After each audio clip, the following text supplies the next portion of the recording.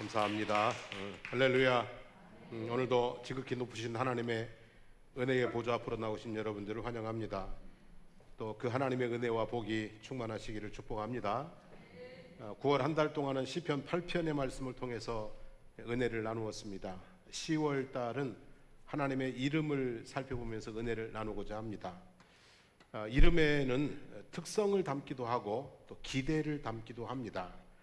동물의 이름은 주로 특성을 담습니다. 코가 길어서 코끼리, 목이 길어서 기린, 코에 뿔이 났다고 코뿔소, 소리가 개굴개굴 한다고 개구리, 뻐꾹뻐꾹 한다고 뻐꾸기, 뭐 이런 식으로 동물들의 이름은 거의 특성이 담겨 있습니다. 그런데 사람의 이름은 주로 기대를 담습니다.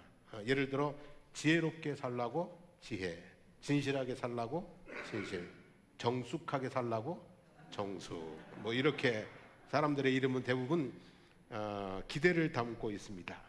하나님의 이름은 어떨까요? 하나님의 이름은 특성을 담고 있습니다. 하나님의 근본 이름은 두 개입니다.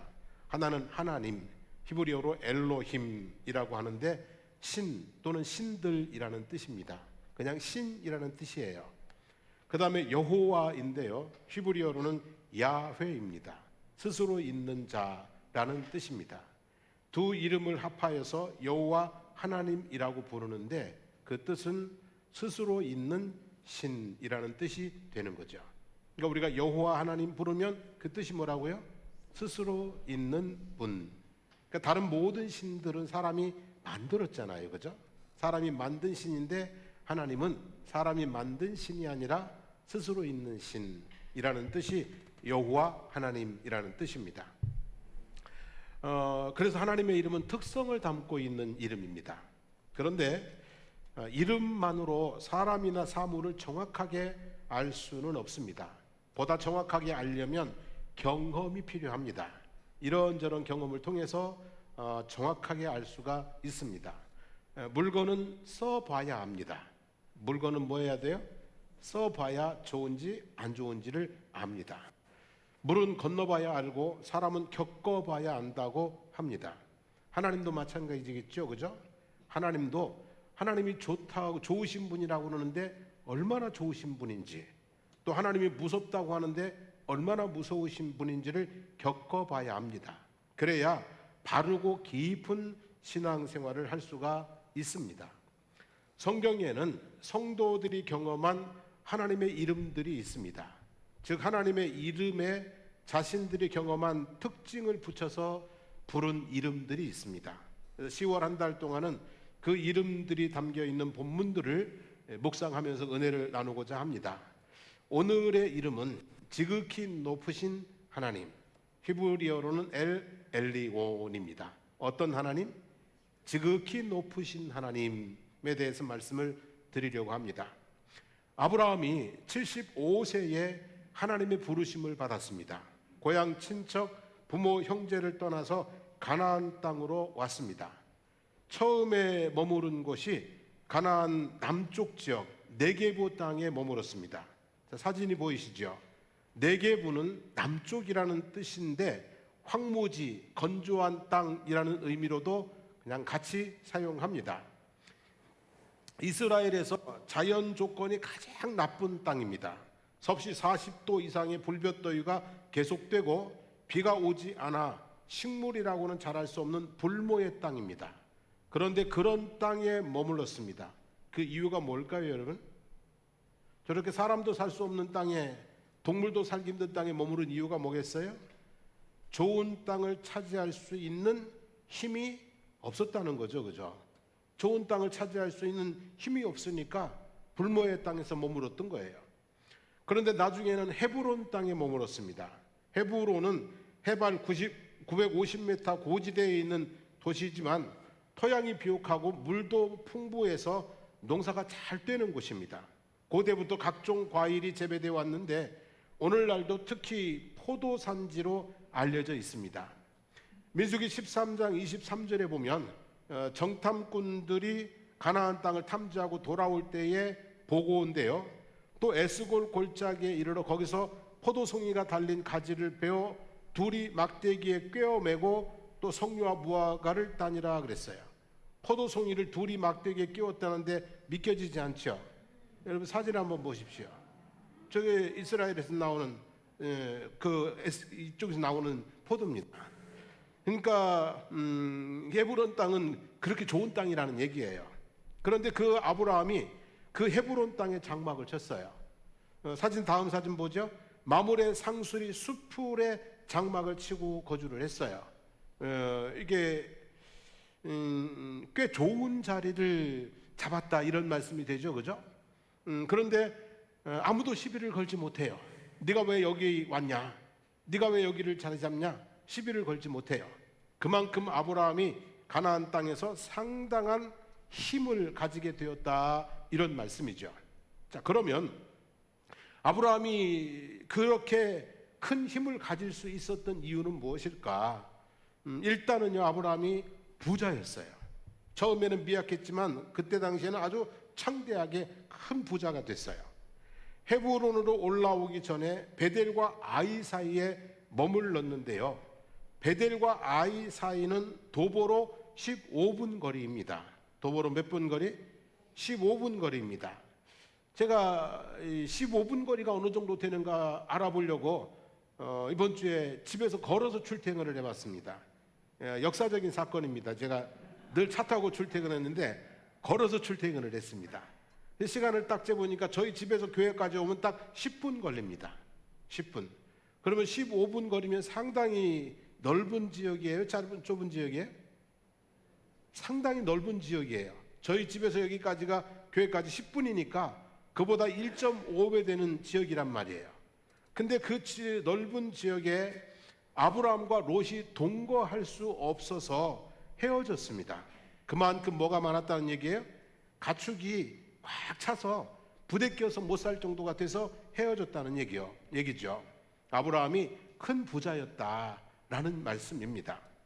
그리고 아브라함에게는 군사가 있었습니다. 집에서 318명의 군사를 먹이고 입히고 훈련을 했습니다. 호위무사 서너 명만 있어도 겁이 나서 함부로 할 수 없는데 318명의 군대를 거느리고 있는데 누가 감히 여기 와서 장막을 치느냐고 시비를 걸 수가 있겠습니까? 게다가 가나안 북쪽 연합군과 남쪽 연합군의 전쟁에서 남쪽 연합군이 패해서 모든 재물과 양식과 부녀자들까지 다 빼앗겨 버리고 말았습니다. 근데 아브라함이 318명의 군사를 거느리고 쫓아가서 북쪽 연합군을 무찌르고 다 찾아다가 돌려주었습니다. 한마디로 은혜를 뭐한 겁니까? 입은 거죠, 그죠? 은혜를 입힌 거예요. 그렇게 아브라함은 헤브론에 확실하게 자리를 굳히게 되었습니다. 아브라함이 북쪽 연합군과 전쟁에서 승리하고 돌아올 때 살렘 왕 멜기세덱이 떡과 포도주를 가지고 나왔습니다. 아브라함이 북쪽 연합군과 가서 싸워서 이기고 빼앗긴 것을 다 찾아서 돌아올 때 살렘 왕 멜기세덱이 떡과 포도주를 가지고 나왔어요. 근데 이 살렘 왕 멜기세덱은 지극히 높으신 하나님의 제사장이다 라고 기록이 되어 있어요. 아주 신비한 인물입니다. 어디서 왔는지 그 후로 어디로 갔는지 도무지 알 수가 없는 신비한 인물입니다. 히브리서 5장 11절에는 멜기세덱에 관하여는 우리가 할 말이 많으나 너희가 듣는 것이 둔함으로 설명하기가 어려우니라 그랬어요. 멜기세덱은 뭐가 어려운 인물이라고요? 설명하기가 어려운 인물이라는 거예요. 뭔 얘기를 해도 알아듣지도 못할 거고 설명하기가 어려운 인물이다. 그리고 논쟁의 소지가 상당히 많은 인물이었다라는 거죠. 또 히브리서 6장 20절에 보면 그리로 앞서 가신 예수께서 멜기세덱의 반차를 따라 영원히 대제사장이 되어 우리를 위하여 들어가셨느니라 그랬어요. 자, 예수님께서 누구의 반차를 따라서? 멜기세덱의 반차를 따라서 대제사장이 되었다 그랬어요. 성경에 보면 아론의 반차를 따라서 제사장이 있고 사독의 반차를 따라서 제사장이 있어요. 근데 예수님은 멜기세덱의 반차를 따라서 제사장이 되었다 그랬어요. 자, 예수님은 어디서 오신 대제사장이세요? 예수님은 어디서 오신 분이에요? 하늘에서 오신 분이잖아요. 하나님께로부터 오신 대제사장이란 말이에요. 그럼 멜기세덱도 역시 하늘에서 하나님께로부터 온 대제사장이다, 이렇게 추측이 가능한 것이죠. 다시 말하면 하나님께서 천사를 보내듯이 그 시점에 멜기세덱을 아브라함에게 뭐했다고요? 보내셨다, 이렇게 볼 수가 있는 것이죠. 그렇게 멜기세덱을 보내서 아브라함에게 가르쳐 주신 이름이 지극히 높으신 하나님이라는 말씀입니다. 자, 성도 여러분, 이제 왜 하필이면 이 타임일까? 왜? 이 타임이 무슨 타임이냐고요? 이를테면 아브라함이 광야를 떠돌 때가 아니라, 또 기근을 피하여 애굽으로 내려갈 때가 아니라, 전쟁에서 승리하고 소돔 왕이 아브라함을 영접하러 온 그 타임이에요. 그러니까 방황할 때도 아니고 쫓길 때도 아니고, 지금 이 전쟁에서 승리하고 소돔의 왕의 길로 아브라함을 뭐하러 왔나고요? 전쟁에서 승리한 아브라함을 영접하러 오는 그런 타임이라는 거죠. 공식적으로 가나안 땅에서 아브라함이 가장 강력하다는 것을 입증한 때입니다. 남연합군은 패했고 북연합군을 이겼는데, 그 북쪽 연합군을 아브라함이 다 무찌르고 왔으니까 가나안 땅에서 누가 제일 센 거예요? 이제 아브라함이잖아요, 그죠? 공식적으로 아브라함이 가장 강력하다는 것을 입증한 그때입니다. 그때 멜기세덱을 보내셔서 지극히 높으신 하나님을 찬양하라고 했습니다. 여러분, 왜 그랬을까요? 추측이죠, 그죠? 내가 최고가 아니라는 거죠. 내 힘으로 이긴 것 아니다. 착각하지 마라. 교만하지 마라. 지극히 높으신 하나님이 하신 것이다. 그러니 하나님께 합당한 영광을 올려드려라. 이런 메시지가 담겨 있는 출현이라고 볼 수가 있는 것이죠. 여러분은 살면서 얼마나 높이 올라가 보셨나요? 살면서 얼마나 높이 올라가 보셨어요? 저는요, 이래봬도 걸어서는 설악산 대청봉 1708m, 제주도 한라산 1947m 걸어서 올라갔다 왔습니다. 안 믿겨지시나요? 근데 사실 올라갔다 왔습니다. 내가 올라갔다 내려오다가 아주 죽는 줄 알았습니다. 아주 죽을 힘을 다해서 올라갔다가 내려왔습니다. 비행기를 타고는요 10,000m 이상도 올라가 보았습니다. 비행기 타고 여행하면서 그 고도도 올라가 봤습니다. 근데요, 산 정상에 올라가면 다 내려다 보입니다. 산 정상에 올라가면 어때요? 다 내려다 보입니다. 가슴이 뻥 뚫립니다. 기분이 상당히 좋습니다. 비행기를 타고 하늘을 오르면 땅 위에 있는 것들이 작게 보입니다. 산은 동산 같고 바다는 호수 같고 고층 빌딩은 그냥 성냥갑 세우는 거 같이 보입니다. 그리고 사람들은요, 보여요, 안 보여요? 보이지도 않습니다, 여러분. 그리고 더 높이 올라가면 어디 위에 있어요? 구름 위에 있습니다. 내가 마치 손오공이 된 것 같은 그런 착각이 들 정도로 구름 위에 있습니다. 여러분, 마찬가지로요, 사람이 사회적인 지위가 올라가다 보면 그러면 그때부터 내려다 보입니다. 그전에는 올려보던 것들이 다 이제는 뭐예요? 내 발 아래 내려다 보이게 됩니다. 더 올라가면 다 작게 보입니다. 그리고 어떤 것들은 눈에 뵈지도 않습니다. 그리고 더 올라가면 자기가 구름 위에 있는 신선처럼 느껴지기도 합니다. 이때 사람들이 빠지는 함정이 있습니다. 자기 위에 아무것도 없는 것 같고 자기 마음대로 뭐든지 할 수 있을 것 같고, 그래서 뭐해지는 거예요? 교만해지는 것이죠. 여러분, 태산가라는 시가 있죠. 하늘이 높다 하되 하늘 아래, 태산이 높다 하되 하늘 아래 메이로다. 오르고 또 오르면 못 오를 리 없건만은 사람이 제 안이 오르고 매만 높다 하더라 그랬어요. 이 말은 사람이 노력하면 안 되는 일이 없다는 얘기예요. 사람이 노력하면 안 되는 일이 없는데 사람들이 노력도 안 해보고 자꾸 이제 높다, 힘들다, 어렵다 그런다는 얘기죠. 근데 이 말을 또 달리 생각해 보면 노력해서 정상에 올라가도, 태산을 올라가도 그 산도 역시 뭐예요? 역시 하늘 아래 매인 것은 틀림이 없죠, 그죠? 여러분, 지극히 높으신 하나님 아래에 있다는 거, 이건 모르고 교만하면 물리치시고 겸손하면 은혜를 베푸신다고 했습니다.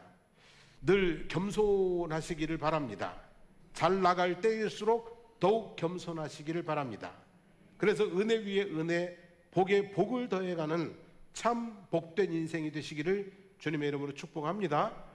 하나님은 어떤 하나님이라고요? 지극히 높으신 하나님. 우리가 아무리 높이 올라가도 하나님을 뛰어넘을 수는 없으니 하나님 앞에서만큼은 늘 겸손하게 살아야 될 줄로 믿습니다. 자, 이렇게 지극히 높으신 하나님이 어떤 분인가? 19절 말씀을 보겠습니다.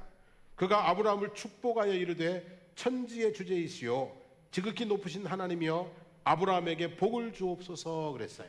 여기 이제 두 가지를 말하고 있는데, 첫째는 천지의 주제라고 하는 것입니다. 지극히 높으신 하나님이 천지의 뭐라고요? 주제라고 하는 거죠. 여기 주제라는 말은 얻다, 취득하다라는 단어의 분사형으로서 하나님에 대하여 쓰일 때는 천지 만물의 창조자로서 그것들의 소유자와 주관자가 되시는을 가리키는 겁니다. 그러니까 하나님께서 천지 만물의 뭐라고요? 소유자. 천지 만물의 뭐예요? 주관자라고 하는 것입니다. 하나님은 천지 만물을 창조하셨습니다. 믿습니까? 하나님이 천지 만물을 창조하셨습니다. 믿습니까? 풀 한 포기, 꽃 한 송이, 돌멩이 하나 저절로 난 것은 없습니다. 모두 다 하나님이 창조하신 것입니다. 땅의 짐승, 하늘의 새, 바다의 물고기, 그리고 우리들까지도 저절로 난 것은 없습니다. 모두 다 하나님께서 창조하신 것입니다. 그래서 우주와 만물이 다 누구의 것이라고요? 하나님의 것입니다. 지난주에도 말씀드렸지만 우리는 소유자가 아니라 관리자입니다. 소유권이 여전히 영원히 하나님께 있음을 깨닫고 인정하며 살면 좀 더 지혜롭게 살아갈 수 있을 줄로 믿습니다. 그리고 하나님께서 당신이 만든 세상을 관리하고 있습니다. 사람의 뜻대로, 때로는 제멋대로 굴러가는 것 같지만 결코 그렇지 않습니다. 하나님의 선하신 뜻대로 움직여지고 있습니다. 신명기 32장 8절에 보면 한번 같이 읽어볼까요? 지극히 높으신 자가 민족들에게 기업을 주실 때에, 인종을 나누실 때에 이스라엘 자손의 수요대로 백성들의 경계를 정하셨도다 그랬어요. 지극히 높으신 자가 민족들에게, 인종들에게 뭐 한다고요? 기업을 나누신다. 하지만 열방과 나라와 민족들이 다 누구의 통치 아래 있다는 말씀이에요? 하나님의 통치 아래 있다는 말씀이죠. 자, 그러므로 우리가 열심히 사는 것도 좋고 사람들에게 잘 보이고 사는 것도 좋지만 무엇보다도 하나님께 잘 보이고 사는 것이 필요할 줄로 믿습니다. 하나님께서 하나님께 잘 보여야 가장 복 있는 삶을 살아가게 될 줄로 믿습니다. 하나님 눈에 잘 보이시게 되기를 축복합니다. 일단 자주 보이셔야 돼요. 자주 보이셔야 잘 보이고요. 또 좋게 하셔야 잘 보이고 그러겠죠. 자, 그래서 천지의 주제이시다. 두 번째는요, 복을 주시는 분이다. 아브라함에게 축복했다고 그랬잖아요. 아브라함에게 복을 주시옵소서라고 빌어줬어요. 복을 주시는 분이다 그랬어요. 성경을 보면 하나님은 참 복을 주시는 분이 맞아요. 동물들을 지으실 때에 복을 명하셨습니다. 창세기 1장 22절 읽어봅니다. 하나님이 그들에게 복을 주시며 이르시되 생육하고 번성하여 여러 바닷물에 충만하라. 새들도 번성하라 그랬어요. 사람을 창조하실 때에도 무엇을 주셨어요? 복을 주셨어요. 한번 읽어보겠습니다. 하나님이 그들에게 복을 주시며 하나님이 그들에게 이르시되 생육하고 번성하여 땅에 충만하라. 땅을 정복하라. 바다의 물고기와 하늘의 새와 땅에 움직이는 모든 생물을 다스리라 했어요. 하나님이 아브라함을 부르실 때에도 복을 약속하셨습니다. 여기도 읽어보겠습니다. 내가 너로 큰 민족을 이루고 내게 복을 주어 내 이름을 창대하게 하리니 너는 복이 될지라. 너를 축복하는 자에게는 내가 복을 내리고 너를 저주하는 자에게는 내가 저주하리니 땅의 모든 족속이 너로 말미암아 복을 얻을 것이라 하신지라 그랬어요. 그리고 또 복을 구하려거든, 너희 인생 가운데 복 받기를 원하거든 하나님께 구하라 그랬어요. 이사야서 65장 16절입니다. 땅에서 자기를 위하여 복을 구하는 자는 진리의 하나님을 향하여 복을 구할 것이요 그랬어요. 복되게 살기를 원하면 누구에게 구하라고요? 하나님께 구하라고 그랬어요. 그리고 또 서로 복을 빌어주라 그랬어요. 베드로전서 3장 9절입니다. 악을 악으로 욕을 욕으로 갚지 말고 도리어 복을 빌라. 이를 위하여 너희가 부르심을 받았으니 이는 복을 이어받게 하려 하심이라 그랬어요. 하나님은 우리에게 무엇을 주시는 분이라고요? 복을 주시는 분입니다. 세 가지 복이 있습니다. 명하신 복이 있고요, 약속하신 복이 있고요, 그리고 구하면 채워주시는 복이 있습니다. 성도 여러분, 명하신 복은 누리시고요, 약속하신 복은 성취하시고요, 필요한 복은 구하시고요, 그리고 서로 복을 빌어주면서 부족함이 없는 넘치는 행복을 누리고 살아가시기를 주님의 이름으로 축복합니다. 아무튼 복 있게 사시기를 축원합니다. 자, 하나님은 이렇게 천지 만물의 주제이시고 우리에게 복을 베푸시는 분이다. 그러면 그 지극히 높으신 하나님께 우리는 어떻게 해야 되는가? 그 하나님 앞에 우리는 무엇을 어떻게 해야 되는가? 자, 20절 말씀 읽습니다. 너희 대적을 내 손에 붙이신 지극히 높으신 하나님을 찬송할지로다 하매 아브라함이 그 얻은 것에서 10분의 1을 멜기세덱에게 주었더라 그랬어요.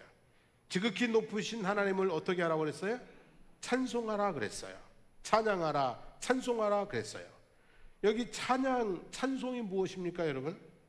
찬양은 아름답고 훌륭함을 기리고 드러낸다는 뜻이에요.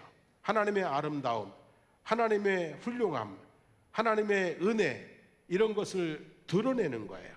그것을 높이는 거예요. 이걸 찬양입니다, 여러분.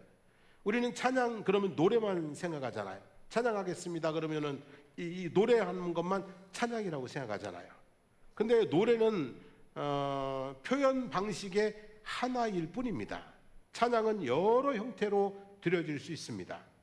노래로서 하나님을 높이면 그 노래가 찬양이 되고요, 악기로서 하나님을 높이면 그 연주가 찬양이 되고요, 춤을 추면서 하나님을 높이면 그 춤이 곧 찬양이 되고요, 우리의 이야기 속에서 하나님을 높이면 그 이야기가 하나님이 기뻐 받으시는 뭐가 돼요? 찬양이 되고요, 우리의 삶을 통해서 하나님을 높이면 그 삶 자체가 곧 뭐가 되는 거예요? 찬양이 되는 것입니다. 하나님을 찬송하라고 했는데 아브라함은 어떻게 했어요 그때? 하나님을 찬송하라 그랬더니 아브라함은 그때 어떻게 했냐고요? 자기가 취한 것의 10분의 1을 멜기세덱에게 뭐 했어요? 드렸어요. 다시 말하면 아브라함이 드린 11조는 하나님께 드린 찬양이었어요. 아브라함은 그때 자기가 얻은 것의 11조, 물질을 통해서 하나님을 뭐 한 거예요? 찬양한 것이 되는 것이죠.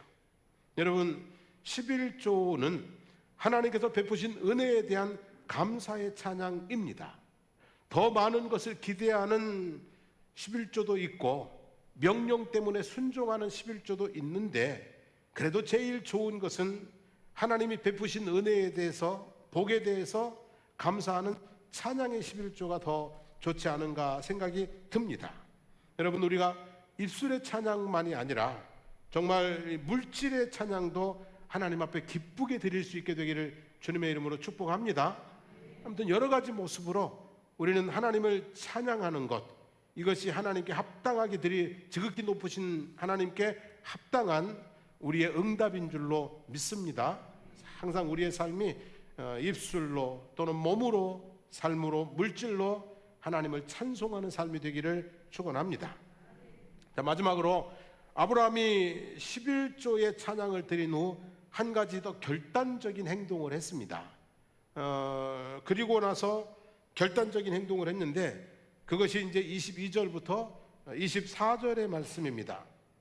제가 읽어보겠습니다. 아브라함이 소돔 왕에게 이르되 천지의 주제이시오 지극히 높으신 하나님 여호와께 내가 손을 들어 맹세하노니 그랬어요. 아브라함이 하나님께 뭐 했어요? 맹세를 했어요. 내 말이 내가 아브라함으로 치부하게 하였다 할까 하여 내게 속한 것은 실 한 오락이나 들매끈 한 가닥도 내가 가지지 아니하리라 그랬어요. 여러분, 이 소돔 왕이 그랬어요. 사람은 내게 돌려보내고 재물은, 네가 찾아온 재물은 네가 다 가져라 그랬어요. 그랬더니 아브라함이 하는 말이, 난 네 거 하나도 안 갖겠다. 네가 나중에 나 때문에 아브라함이 부자 됐다 이 소리 할까봐 나는 그거 안 갖겠다. 나는 너 때문에 부자가 되는 게 아니라 나는 누구 때문에 부자가 된다? 하나님 때문에 부자가 된다. 그래서 그거를 다 거부했다는 얘기예요. 조금이라도 하나님의 영광을 가리지 않겠다는 것이죠. 전쟁에서 승리한 것은 하나님의 은혜였습니다. 부자가 된 것은 하나님의 축복이었습니다. 그런데 그 영광을 소돔 왕에게 주지 않겠다는 거죠. 결국 너 때문에 부자가 되는 게 아니라 나는 하나님의 은혜로 부자가 된다. 그래서 하나님께 영광을 올려드린다는 그런 말씀입니다. 소돔 고모라의 모든 재물입니다, 여러분. 소돔 고모라 성의 모든 재물이에요. 양이 많을까요, 적을까요? 소돔 고모라의 모든 재물과 양식이 적겠어요, 많겠어요? 엄청 많겠죠, 그죠? 근데 그걸 다 그냥 뭐 했어요? 단호하게 포기를 했습니다. 무엇을 위해서요? 하나님의 영광을 위해서 포기하고 다 돌려주었습니다. 실 한 오락이 들매끈 한 가닥을 취하지 않겠다고 했습니다.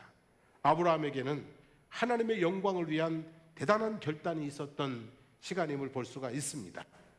고린도전서 10장 31절에 보면, 그런즉 너희가 먹든지 마시든지 무엇을 하든지 다 하나님의 영광을 위해서 하라 그랬습니다. 먹는 것, 마시는 것, 세상의 재물과 영광 때문에 지극히 높으신 하나님의 영광을 가리지 않아야 될 줄로 믿습니다. 예수 그리스도로 말미암아 의의 열매가 가득해서 하나님의 영광과 찬송이 되는 삶이 되어지시기를 주님의 이름으로 축복합니다. 자, 오늘 말씀은 여기까지 드리고요. 지극히 높으신 하나님 앞에 늘 어떻게 살자고요? 겸손하게 살자. 그 하나님께서 우리의 삶에 은혜 주시고 복 주실 때 찬양하는 삶을 살아가자. 그리고 하나님께 온전한 영광을 돌려드리는 그런 은혜의 응답의 삶이 되어지기를 소망합니다. 우리 함께 찬송하고 기도하겠습니다.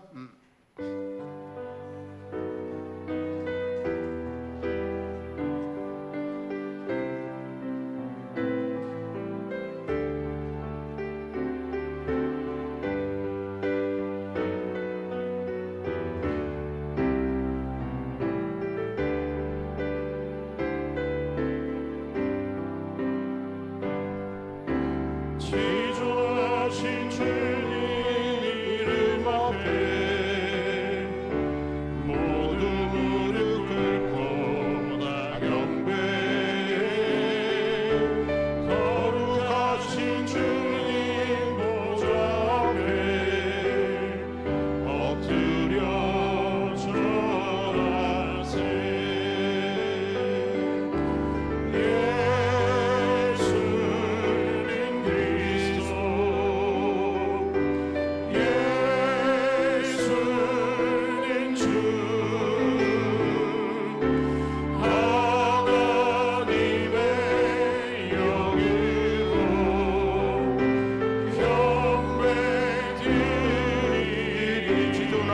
주님 이름 앞에 지존하신 주님 이름 앞에 모두 무릎 꿇고 다 경배해. 거룩하신 주님 보좌 앞에 엎드려 절하세.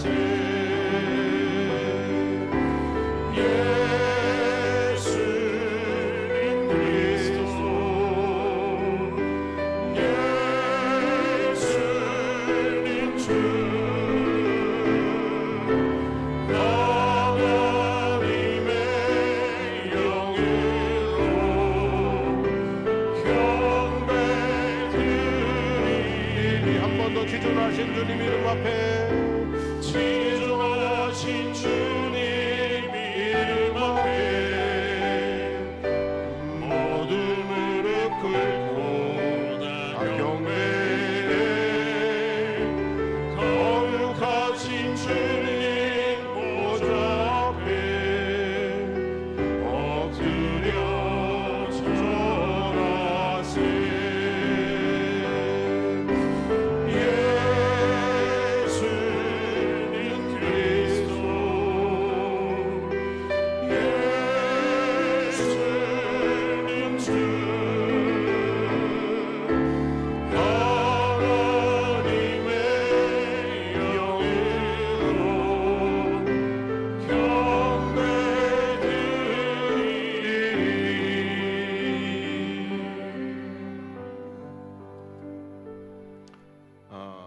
하나님에 대해서 우리가 다시 생각해 봅니다. 하나님은 결코 우리가 가볍게 볼 수 있는 분이 아닙니다. 지극히 높으신 하나님, 그 하나님 앞에 늘 엎드려서 무릎 꿇어 경배하는 경건한 신앙이 있게 되기를 원합니다. 그 하나님께서 우리에게 복을 내려주셨는데 그 하나님께 우리가 늘 찬송으로 화답하며 살아갈 수 있게 되기를 원합니다. 세상의 것들 때문에 하나님의 영광을 가리는 그런 모습이 되지 아니하도록 먹든지 마시든지 무엇을 하든지 하나님의 영광을 위해서 할 수 있는, 하고자 하는 그런 결단과 고백이 있기를 원합니다. 오늘 말씀 붙들고 주여 부르고 기도하겠습니다. 주여, 하나님 우리 아버지, 하나님을 바르게 알게 하옵소서. 하나님을 우리가 제대로 경험하게 도와주옵소서. 그리고 하나님께 합당한 모습으로 신앙생활을 할 수 있도록 하나님 우리를 붙들어 주시기를 주님 원하나이다. 하나님 앞에서 어리석지 않게 도와주시고, 하나님 앞에서 무지하지 않게 도와주시고, 하나님 앞에서 교만하지 않게 하여 주시기를 주님 원합니다. 하나님 지극히 높으신 하나님 앞에 정말로 아버지 하나님 겸손히 무릎 꿇어 경배하는 경건한 신앙인이 되게 하여 주시기를 주님 원합니다. 하나님 우리가 세상적으로 잘 나간다고 해서 결코 교만해질 수 있는 위치가 아니라는 것을 알게 하시고, 늘 아버지 하나님 겸손히 머리 숙여 무릎 꿇어 주님을 경배하는 주의 말씀에 순종하며 살아가는 그런 신앙인들이 될 수 있도록 해주시기를 주님 원합니다. 하나님이 내 인생의 아버지 하나님이여 온전한 소유자 되심을 고백하게 도와주시고, 그리고 하나님께서 아버지 하나님이여 우리의 삶에 부활한 복을 내려주심을 우리가 아버지 하나님 또 깨닫게 도와주시기를 원하고, 그래서 하나님 아버지 하나님이 주시는 은혜와 복을 누리고 살아가는 아버지 행복한 인생 될 수 있도록 도와주시기를 주님 간절히 기도드리옵나이다. 그리고 하나님 아버지 우리가 하나님을 찬송하며 살게 도와주옵소서. 우리의 입술로, 우리의 몸으로, 우리의 삶으로 아버지 하나님, 그리고 때로는 아버지 하나님 아버지 주님이 주시는 은혜와 복을 따라서 11조와 헌물로 하나님을 찬송하며 살아가는 저희들의 모습이 되게 하여 주시기를 주님 간절히 바라옵고 원합니다. 아버지 세상의 물질 때문에, 세상에 먹는 것, 마시는 것, 입는 것 때문에 하나님의 영광을 아버지 하나님이 가리고 하나님의 영광을 떨어뜨리는 그런 모습이 되지 않게 도와주시기를 원하고, 하나님 아버지 정말 아버지 하나님의 영광을 온전히 드러내며 살아가는 아브라함과 같은 결단이 저희들에게 있게 해주시기를 주님 간절히 간구드리옵나이다. 하나님 아버지 주님이 기뻐하실 만한 신앙생활, 주님이 더 많은 은혜와 복을 담아주실 만한 그런 믿음의 생활을 저희들이 할 수 있도록 성령께서 우리를 늘 붙들어 주시고 늘 아버지 인도하여 주시옵소서.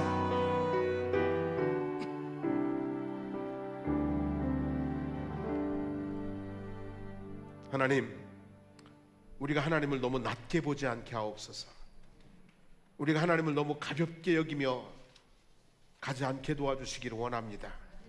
지극히 높으신 하나님, 지존하신 하나님, 그의 합당한 영광과 찬송을, 존귀를 올려드리기 위해 힘쓰고 애쓸 수 있도록 저희들을 붙들어 주시기를 원합니다. 때로 저희들이 우둔해서, 때로 저희들이 믿음이 없어서 잘 못할 때도 있지만 그래도 잘 해보려고 힘쓰고 애쓰는 그런 신앙인들이 되게 해주시기를 주님 원합니다. 하나님 아버지, 참으로 겸손히 하나님 앞에 무릎 꿇어 엎드려 경배하는 경건한 예배, 경건한 신앙생활이 되게 해주시기를 원합니다. 모든 것이 하나님의 것임을 인정하게 도와주시고, 모든 것이 하나님께로부터 온 복임을 깨닫게 도와주시고, 그래서 주님 앞에 찬송하게 하옵소서. 입술의 찬송만이 아니라 하나님 물질로도 하나님을 찬송할 수 있는 아브라함과 같은 신앙을 저희들에게 허락하여 주시기를 주님 원하나이다. 그리고 오늘 특별히 고백합니다. 아브라함처럼 많은 물질에 눈이 멀어서 하나님의 영광을 바꾸지 않게 도와주시고, 하나님 먹든지 마시든지 무엇을 하든지 하나님의 영광을 위해서 하라고 했사오니 우리 그렇게 살아갈 수 있도록 아버지 하나님 결심하고 힘쓰고 애쓰고, 또 아버지 하나님 하나님의 영광을 드러내는 아름다운 열매들이 저희들의 신앙의 삶 가운데 있게 해주시기를 원합니다. 참으로 하나님이 기뻐하시는, 그래서 은혜 위에 은혜를 더해 주시고 복에 복을 더해 주시는 그런 저희들 한 사람 한 사람 다 되도록 하나님 축복하여 주시고 성령의 능력으로 저희들을 붙들어 주시옵소서. 오늘도 주님의 이름으로 선포합니다. 성도들의 몸속에 있는 모든 악하고 더러운 질병들, 고통들 떠나갈지어다. 성도들의 마음을 짓누르고 있는 무거운 마음들, 어둠의 영들 예수 이름으로 명하느니 떠나갈지어다. 염려, 근심, 걱정, 우울함, 두려움 없게 하시고 주 예수 그리스도의 평강이 넘쳐나게 하여 주시옵소서. 성도들의 삶을 혼란스럽게 하는 여러 가지 많은 문제들이 해결될지어다. 오직 주의 은혜 가운데 평강의 길로 성도의 삶의 걸음을 하루하루 인도하여 주시옵소서. 이제는 우리 주 예수 그리스도의 한없는 은혜와 하나님 우리 아버지의 극진하신 사랑하심과 성령의 동행하심이 정말로 아버지 하나님 앞에 겸손히 찬송하며 영광 올려드리며 살아가기를 다짐하는 성도들 머리머리 위에 삶의 모든 걸음들 가운데 우리 사랑하는 장승포 교회와 거제지역과 나라와 민족 위에 이제부터 영원토록 함께 하시기를 축원하옵나이다. 아멘.